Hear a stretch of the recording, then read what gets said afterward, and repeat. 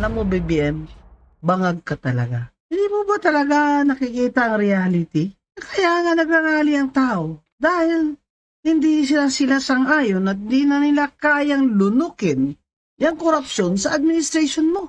Ikaw din ang gumawa dahil lahat ng kauni mo nakapalibot sa'yo ay rumarakit at mga korap at hindi mo naman sila hinihinto.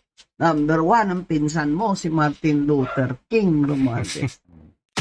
Itong gobyerno natin ngayon, alam nila ang ginagawa nila na mali. At ang gusto nila, hindi para sabing, sorry, nagkamali ha, patawad. Hindi yun. Ang gusto nila, mapagtakpan at maituloy ang kanilang ginagawa. Aalalahanin natin, buong daigdig ikinondem yung pangungurakot ng tatay ng presidente natin. Nakarinig ka ba ng isang salita na humihingi ng paumanhin ang pamilya Marcos sa lipunang Pilipino? Humingi na ba sila ng paumanhin? Paumanhin lang hindi patawad Nakadiginig ka na ba? Hindi. Mga kababayan, Attorney Rowena Guanzon po, ang inyong lingkod. Kahit po nasa ibang bansa ako, ay iniisip ko po ang bayan natin. Kakabukas ko lang ng aking phone. Kita ko yung message ni BBM sa atin. Imbis na mag-rally daw tayo, tumulong tayo sa ekonomiya. Alam mo, BBM, bangag ka talaga. Hindi mo ba talaga nakikita ang reality? Kaya nga nagrarally ang tao. Dahil hindi sila sang-ayon at di na nila kayang lunukin yung korupsyon sa administration mo. Ikaw din ang gumawa dahil lahat ng kauni mo nakapalibot sa'yo ay rumarakit at mga korap at hindi mo naman sila hinihinto. Number 1, ang pinsan mo, si Martin Luther King Romualdez. Yan mga galamay niya si Saldi ko, galamay lang yan ni Romualdez. Pero ang talagang crony mo, ay ang pinsan mo. Hinayaan mo. Kaya pinirmahan mo yung General Appropriations Act, yung budget ng 2025, saan yung mga hundreds of billions na mga insertion, ghost project at substandard na infrastructure projects. Ito mga amang congressman na mga Nako. tumigil na kayo, ibalik ko yung pera namin. Pakulong kayo. Ang dami yun. Oh, ano yung nasa affidavit ni Diskaya? Yan si Garjola ng PWS party list. Noel, ano pa kayo mga party list? May, hindi lang kami niyang hiya sa ginagawa niyo. Sukang-suka na kami sa iyo. Alam mo, ayaw namin makita kayo Ayaw namin makita kayo kahit saan. Nakita ko kayo dyan sa House of Representatives sa session hall. Okay? Hindi ko kayo babatiin. Kahit magkamay-kamay kayo sa akin, hindi ko hawakan mga kamay yung mga magnanakaw kayo. At ikaw, BBM, kami pa ngayon sisihin mo, mga tao. Ba't kami nagrarally? Nagrarally kami dahil protesta na namin ito tuloy-tuloy sa administrasyon mo. Hindi mo ba gets? Hindi mo ba rin gets na ikaw ang niraralihan? Abay, kung hindi mo kaya, 3 taon na lang, ganito ka pa rin. Walang new foreign investments, walang new capital, wala na nga mapapautang sa Pilipinas, pati World Bank nag-comment na sa iyo. Hindi ka naman gumalaw sa korupsyon kung hindi ka binigyan ng US State Department report, di ba? Dahil tuta ka ng Amerikano.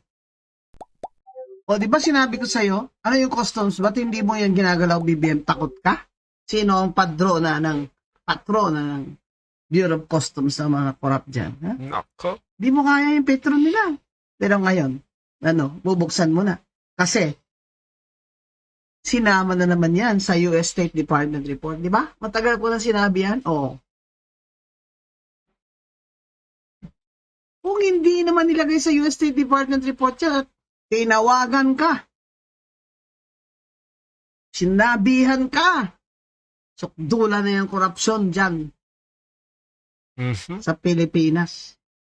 Hindi mo na yan kakayanin. Hindi ka pa lumabas at nagkukunwaring ikaw ang nakadiskubre. Ito namang si Auntie Claire. Ano ba ang presidente mo? Ano ba yan? Ano ba yan? Ano ba yan, tingin mo ba yan sa kanya, si Superman? Kaya lang naman ikaw lumabas dyan sa BBM eh.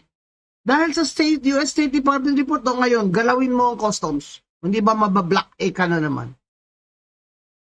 Sawang-sawa na kami, BBM. Maawa ka sa mga tao. Kung hindi ka naawa, umalis ka na dyan. Umalis ka na dyan, pinang ama mo. At sa bahagi ng video na ito mga kababayan ay dumako naman tayo dito sa naging pahayag ng dating Defense Secretary na si Mr. Norberto Gonzales mga kababayan. At panoorin po natin. Nababahala si dating Defense Secretary Norberto Gonzales sa mabagal na usad ng investigasyon sa flood control scam. Anya, malinaw itong indikasyon na hindi aamin o hihingi ng tawad ang kasalukuyang administrasyon sa mga pagkukulang nito. Si Elmer Persuelo magbabalita. Sa gitna ng panawagan para papanagutin ang mga sangkot sa flood control scam, nananatiling malaya at walang kaso sina dating Congressman Zaldico at dating House Speaker Martin Romualdez, mga pangalang ilang beses nang nabanggit sa investigasyon. Ayon sa dating kalihim ng Department of National Defense at dating presidential candidate na si Norberto Gonzales, ang mabagal na usad ng investigasyon ay indikasyon lamang na alam ng kasalukuyang administrasyon na mali ang kanilang ginagawa, kaya pinagtatakpan anya nila ito. Linaw lang yan. Itong gobyerno natin ngayon, alam nila ang ginagawa nila na mali. At ang gusto nila, hindi para sabing, sorry, nagkamali ha, patawad. Hindi yun. Ang gusto nila, mapagtakpan at maituloy ang kanilang ginagawa. Dagdag pa ni Gonzales, tila inuulit ng administrasyon ang kasaysayan ng pamilyang Marcos. Aalalahanin natin, buong daigdig ikinondem yung pangungurakot ng tatay ng presidente natin. Nakarinig ka ba ng isang salita na humihingi ng paumanhin ang pamilya Marcos sa lipunang Pilipino? Humingi na ba sila ng paumanhin? Paumanhin lang hindi patawad Nakadigirig ka na ba? Hindi. Dahil dito, nababahala si Gonzales na baka maulit ang mapait na sinapit ng bansa sa kaparehong pamilya. Paano ang hihingi ng paumanhin na hindi nga nila inaamin yung kasalanan nila? Sinasabi nga ng Pangulo natin, kinakausap niya pa yung tatay niya kasi gusto niya sundin yung mga ginawa ng tatay niya dati. Anong ibig sabihin niyan? Kaya pala laging buyat. Ibang klase, no? Nagkipag-uusap sa mga ghost. Kaya pala maraming ghost project eh. Kasi pangungurakot ang gagawin niya. Gagayahin niya tatay niya eh. Tinita din ng dating kalihim ang pagpapatahimik sa mga kritiko nito.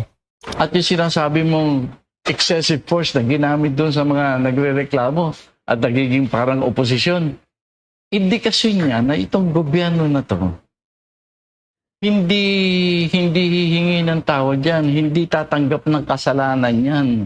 At sa bahagi naman ng video na ito mga kababayan ay panoorin natin itong si Auntie Claire sa ilang mga tanong sa kanya ng mga media dito mga kababayan.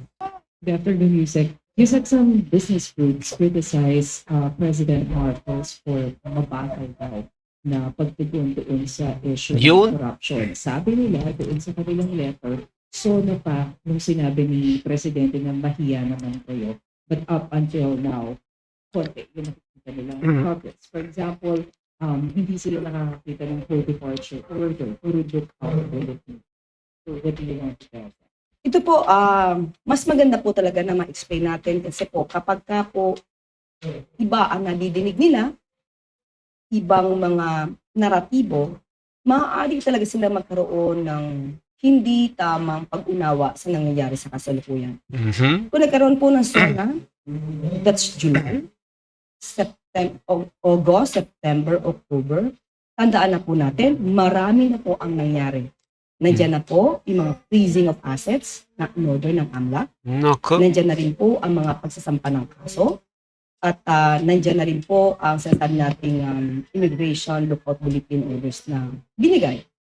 Bakit wala pang whole departure order? Unang-una po, ang whole departure order, ang mag-i-issue po niyan ay korte.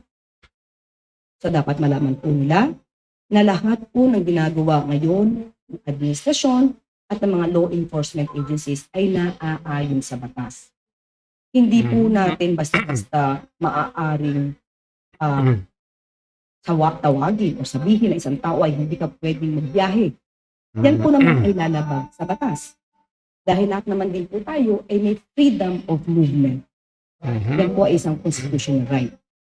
So, ang ibig sabihin, kapag ka naman nagpalabas na po ang korte ng warrant of arrest, Nako, ito po ay maaaring hilingin sa korte na mag-issue na po ng whole departure. kailan yun? So, Kailan kaya yun? Sa mga naiinit, ang pamahalaan po ay nasa tamang pagkilos na nakakayo sa batas. Nagmamadali, yes, minamadali lahat, pero hindi natin mamamadali ang lahat, pero mag-violate tayo ng batas at ng human rights. So hintayin po natin dahil may naisa pa na po, yan naman din po ang pangako ng ombudsman. Magkakaroon rin po ng mga preliminary investigation considering na ang mga dokumento na naibigay sila, na na-file sa kanila, ay hindi na kinakailangan ng fact-finding at didiretso sa preliminary investigation. So hindi po kasi, gusto pong ipaalam sa mga kababayan natin, hindi po agad na pagkabigay po ng complaint, hindi na po dadaan sa preliminary investigation. Hindi po maaari mangyari yun. Pag kayo po ang nadimanda, sa lahat po ng bumabatikos o nagkikriticize ngayon, pag kayo po ang nadimanda, gusto niyo po ba, pagka-file ng complaint, hindi na kayo makalaga o makabiyahe? Yan po ay, kayo din po ay mabibiktima kapag wala pong due process. So isipin po natin, ang ginagawa ng pamahalaan ngayon ay may katugunan sa due process. Sino man ang madimanda, kayo man o ibang tao, basta due process po ang lagi natin papanatilihin na marespeto. So yun lang po. Sana po maintindihan po nila yun.